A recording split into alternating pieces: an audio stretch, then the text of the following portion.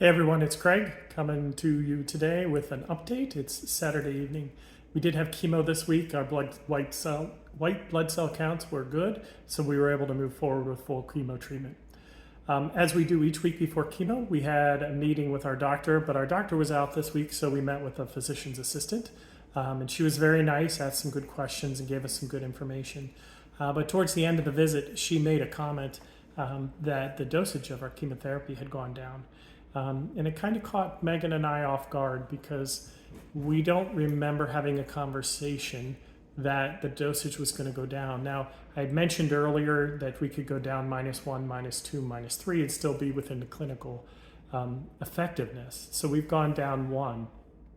And as we asked some questions of Fadl after she had left, what we learned or what we believe, and we're going to confirm this when Dr. Tajani is back, is that because I've had some neurological impacts or side effects, meaning that when I touch cold things, my fingers go numb. And the cumulative effect from the chemotherapy can have long-term or permanent damage to the nerves.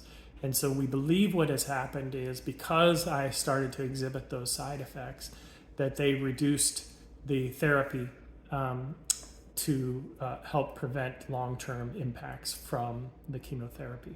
So again, we'll have to confirm that with Dr. Tajani when we see him again in 2 weeks. But it caught us a little off guard because we thought we were still on the full force of the chemotherapy. And so just set us off a little differently as we started the chemo this week, but we went through, had good treatment, no side effects, or I should say no new side effects, and was able to, come through without nauseated. The other thing is I'll say is, a lot of folks have commented to me how I've maintained a positive attitude, and I'm grateful for the acknowledgement that people realize it. But I also want to be honest that there are highs and lows, and this meeting with the physician's assistant, it was a little bit of a low. We came down because we didn't realize that we weren't on the full regimen again. And this week, as we started the Christmas celebrations in advance of Thanksgiving, but as things kicked off here in Central Florida with the theme parks and everybody doing Christmas and Christmas being on TV, and I love the Hallmark sappy Christmas movies.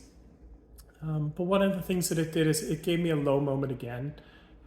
You watch some of these shows and they talk about, this is the first Christmas without a loved one. And so it hits that there's a possibility this could be my last Christmas with the family. And that's hard to accept. I want to acknowledge that it's okay to acknowledge that and to feel that low. But what we try to do is not hang out there. I try to accept it, experience it, work through it, and then move forward and just say, we're going to take this one day at a time and we're going to continue to fight. And we want the best outcome.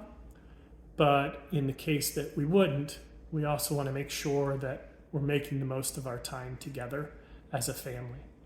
And so I just wanted to be honest about there's highs and lows, and I may not always bring the lows because sometimes they're personal and you never know what might trigger them.